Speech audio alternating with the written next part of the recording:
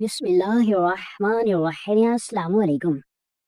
मिस्र की सरजमीन में एक बस्ती ऐसी थी जिसकी गलियों में एक बूढ़े यहूदी नाम का बड़े एहतराम और अजीब खौफ के साथ लिया जाता था। वो ना कोई बादशाह था ना कोई काजी, मगर लोग उसे एक अनोखे हुनर का मालिक समझते थे। कहा जाता था कि वो सिर्फ किसी लड़की की नब्ज पकड़कर ये बता देता है कि वो अब तक कंवारी है या उसका पर्दे अस्मत जायल हो चुका है। ये बस्ती मुकम्मल तौर पर यहूदियों से आबाद थी। मुसलमानों के चंद खेमे यहाँ मौजूद थे, मगर वो भी कुछ अरसा बाद हिजरत कर गए थे।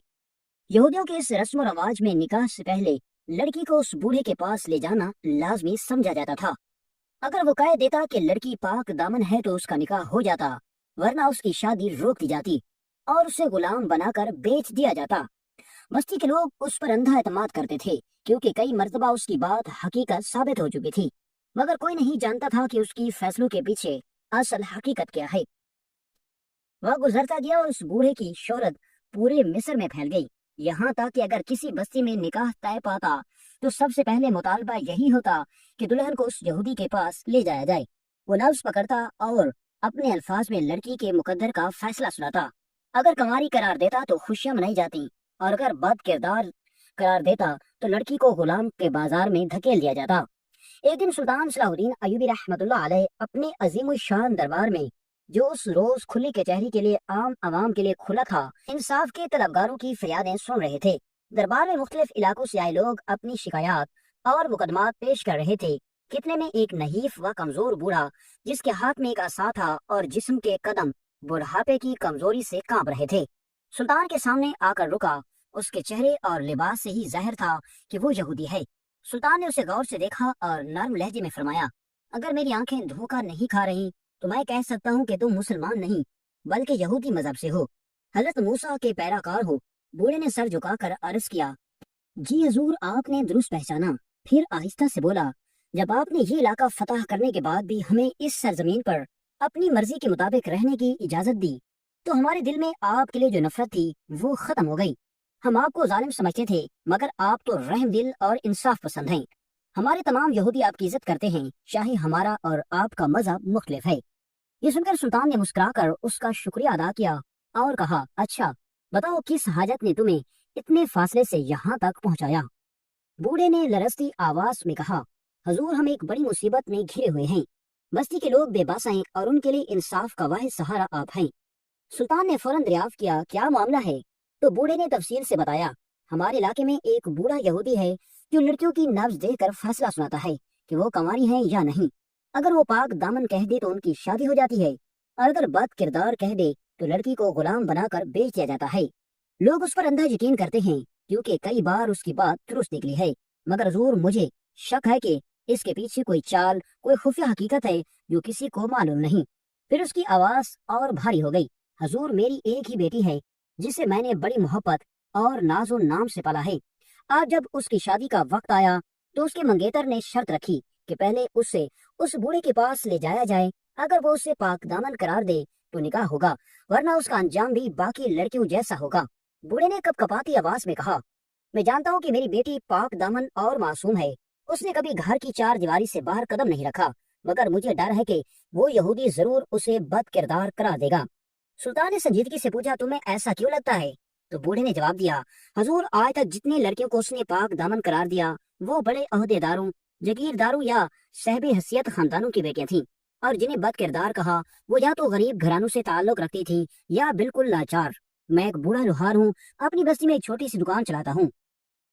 मुझे यकीन है कि वो मेरी बेटी के साथ इंसाफ नहीं करेगा, और अगर उसने एक बार कह दिया कि उसका किरदार दुरुस्त नहीं तो बस्ती के लोग मुझे मजबूर करेंगे कि मैं उसे गुलाम बनाकर बेच दूं। वो मेरी जान का टुकड़ा है, मैं उसे कैसे बेच सकता हूँ। ये सुनकर सुल्तान के चेहरे पर गुस्से और हैरत के आसार नमूदार हो गए। उन्होंने बुलंद आवाज में फरमाया, ये कैसा कानून है और कैसी जहालत। अभी हुक्म देता हूँ कि उस बूढ़े यहूदी को गिरफ्तार करके मेरे सामने लाया जाए। बूढ़ा लोहार हिचकिचाते हुए बोला, हजूर, छोटा मुंह बड़ी बात। बूढ़े लोहार की बात खत्म हुई तो उसने झिझकते हुए अर्ज किया, हजूर, उस बूढ़े यहूदी पर बस्ती के लोग बेपनाह भरोसा करते हैं। उनके नजदीक वो कोई आम इंसान नहीं बल्कि एक इबादत गुजार बुजुर्ग है, क्योंकि वो दिन रात का बेशतर वक्त इबादत में गुजारता है। लोग उसकी जहद व तकवा की मिसालें देते हैं और उसके दरवाजे पर अकीदतमंदों का हजूम लगा रहता है। اگر آپ اسے یوں ہی گرفتار کرنے کا حکم دے دیا تو بستی کے لوگ جو پہلے ہی آپ کی رعایا میں غیر مسلم ہیں آپ سے بدظن ہو جائیں گے، بلکہ ممکن ہے کہ آپ کے خلاف نفرت کے ان دلوں میں بیٹھ جائے۔ لیکن اگر آپ اس یہودی کا اصل چہرہ خود ان سب کے سامنے بے نقاب کر دیں تو مجھے ذرا سا بھی شک نہیں بلکہ پورا یقین ہے کہ پوری بستی کے یہودی اسلام قبول کر لیں گے، لوگ امن پر آ جائیں گے۔ لوگ پہلے ہی آپ کی انصاف پسندی اور رحم دلی سے متاثر ہیں، اور اگر وہ اپنی آنکھوں سے دیکھ لیں کہ یہ شخص دراصل کیسا دھوکے باز ہے تو وہ ضرور حق کو مان لیں گے۔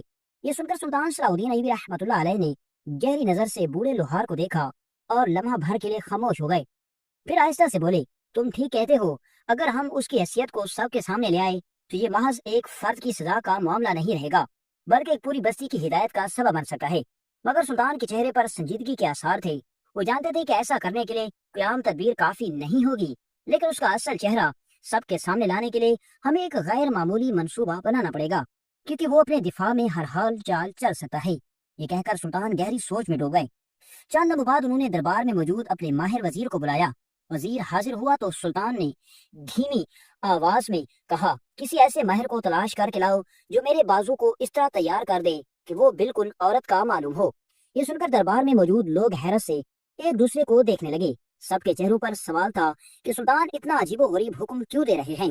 سلطان نے ان کی طرف دیکھ کر وضاحت کی، میں جانتا ہوں کہ عورت کی مشابہت اختیار کرنا سخت گناہ ہے، اور یہ اللہ تعالیٰ اور اس کے رسول حضرت محمد صلی اللہ علیہ وآلہ وسلم کے نزدیک ایک ناپسندیدہ اور برا فعل ہے، لیکن اس موقع پر اگر یہ چال نہ چلی گئی تو اس یہودی کا اصل چہرہ کبھی بھی لوگوں پر آیا نہیں ہوگا، اور نہ ہی ہم اس فریب کو توڑ سکیں گے جو برسوں سے بستی کے لوگوں کے ذہنوں میں بٹھا دیا گیا ہے۔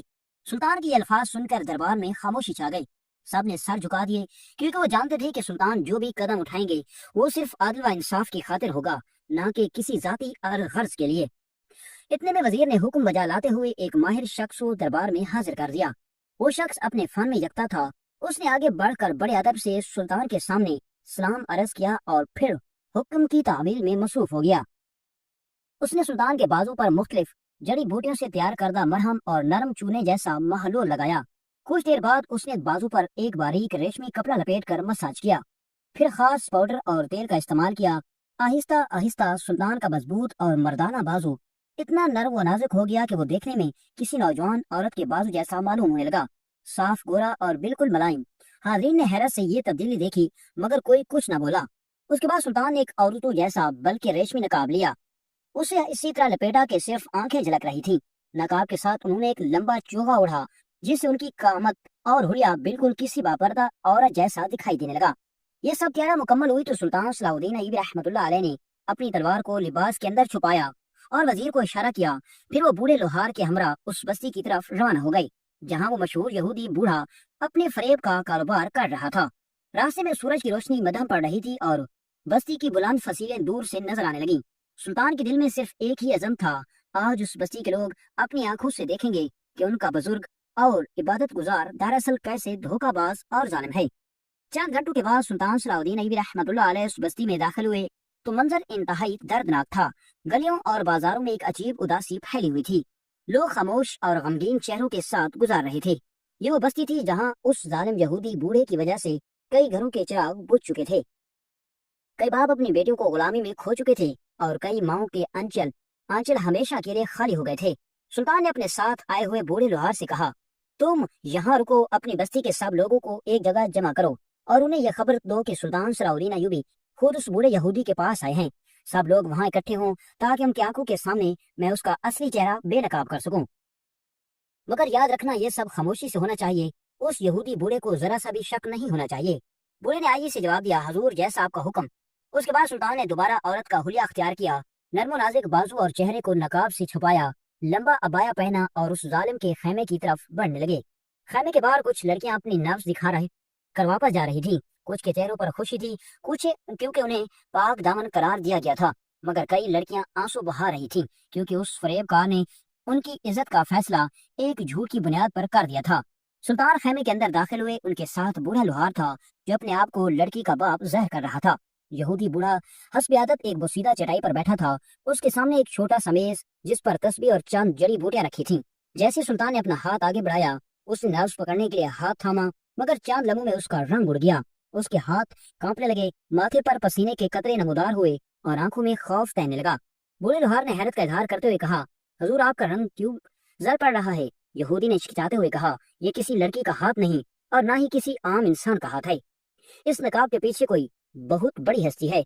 उस समय सुल्तान ने धीरे से नकाब हटाया और पूरी रावनत के साथ कहा, अगर तुम इतनी महारत रखते हो, हाथ पकड़ते ही जान गए कि ये लड़की नहीं, तो बताओ तुम्हें कैसे पता चलता था कि कौन सी लड़की पाक दामन है और कौन बदकात? तुम बगैर जिस्म देखे और बगैर कोई सबूत लिए कैसे फैसला कर सकते थे? यहूदी बूढ़ा लड़ते हुए बोला, हजूर मुझे माफ कर दीजिए, इसके पीछे कोई हकीकत नहीं। मैं तो सिर्फ माल दौलत इकट्ठा करने और अपनी हवस पूरी करने के लिए ये सब करता था। मैं वादा करता हूँ कि आज के बाद ऐसा नहीं करूंगा, बल्कि ये इलाका छोड़कर चला जाऊंगा। सुल्तान ने गदबनाक लहजे में कहा, जो जुल्म तुमने किया उसकी कोई माफी नहीं। इस दौरान खेमे के बाहर खड़े लोग, जिन्हें बूढ़े लोहार ने खामोशी से बुलाया था, सब अंदर जमा हो गए। वो सब यहूदी अपने इस बुजुर्ग की इकरार करता बातें सुन चुके थे और अब हैरत और गुस्से से उसे देख रहे थे।